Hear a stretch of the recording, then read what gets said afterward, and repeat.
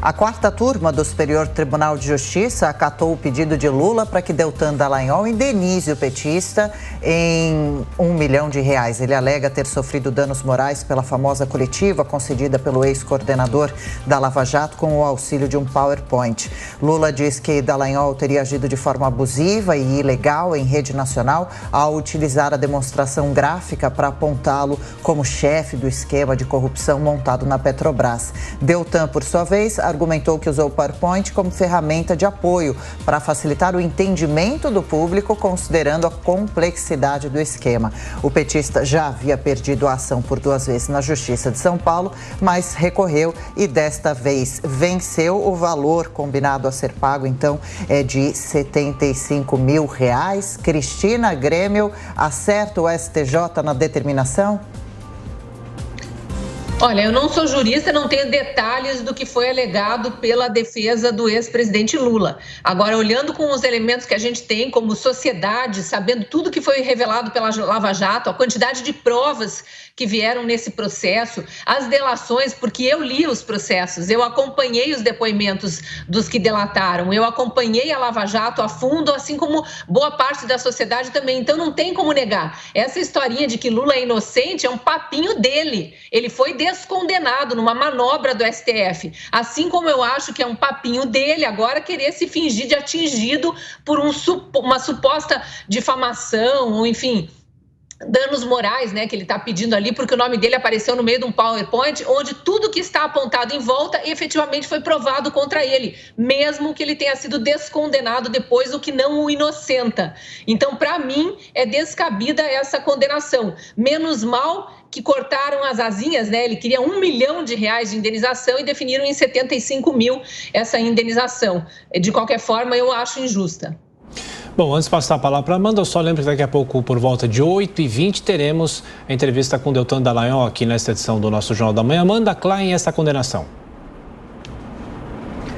Olha, Thiago, eu acho que me parece justa, sim, essa condenação do ex-procurador Deltan Dallagnol por um fato simples, né? A gente tem que lembrar que toda a Lava Jato, ela se assentou sobre algumas premissas. Uma delas foi ganhar o apoio popular. E, para isso, os procuradores usavam justamente dessas coletivas de imprensa e do grande alarde, dos holofotes da mídia, para tentar formar sua narrativa e vender a sua narrativa para o público, para a população e, com isso, ganhar apoio da população. E isso funcionou durante muito tempo. O problema é que nesse PowerPoint do Deltan Dallagnol, inclusive ele mesmo reconheceu que se excedeu nesse PowerPoint, ele colocava o nome do ex-presidente Lula no meio, com todos os círculos e as setinhas do petrolão, da propinocracia, ele o acusava basicamente de organização criminosa. O problema é que esse crime não constava na denúncia da Lava Jato. A Lava Jato denunciava, era a primeira denúncia da Lava Jato em relação ao ex-presidente Lula sobre o caso do triplex no Guarujá por lavagem de dinheiro e corrupção. Não tinha nada a ver com organização criminosa. No entanto, toda a apresentação do PowerPoint com Lula no centro levava a crer que ele era o chefe de uma organização criminosa, o que não constava na denúncia. E para além desse efeito prático, muito burocrático, você tem ali, na verdade, uma antecipação de culpa, uma antecipação da pena quase. O Salles sempre lembra aqui, né, que a gente deve seguir o devido processo legal. Você tem a apresentação de uma denúncia, então veja, ela não tinha nem sequer sido aceita pelo Poder Judiciário ainda, pelo ex-juiz Sérgio Moro, e muito menos havia uma conclusão, uma culpa, uma condenação do ex-presidente Lula. Era um momento muito anterior apenas da apresentação da denúncia. No entanto, ele já era ali demonstrado pelos procuradores como culpado por todos aqueles crimes, inclusive crimes como esse de organização criminosa que não constavam na denúncia. Então, eu acho que é uma coisa muito pedagógica no sentido de que você tem que respeitar o devido processo legal e você não pode usar, nesse caso, a mídia como um holofote para provocar uma antecipação de culpa, principalmente por acusações que sequer constam na peça jurídica. Salles, na sua opinião, qual lição deixa esse caso do PowerPoint e também, claro, ainda cabe recurso, mas R$75 mil nas mãos em ano de campanha são bem-vindos? Veja, não há dúvida que Lula e o PT promoveram o maior saque ao poder público da história da humanidade. Se nós olharmos todas as estatais, todos os bancos públicos, tudo, onde havia PT, havia roubalheira. E o Lula, evidentemente, é o líder dessa turma toda. Então, quanto a isso, não há dúvida nenhuma.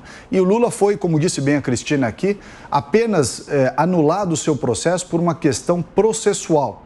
Ele não foi, ninguém disse que essas coisas não aconteceram.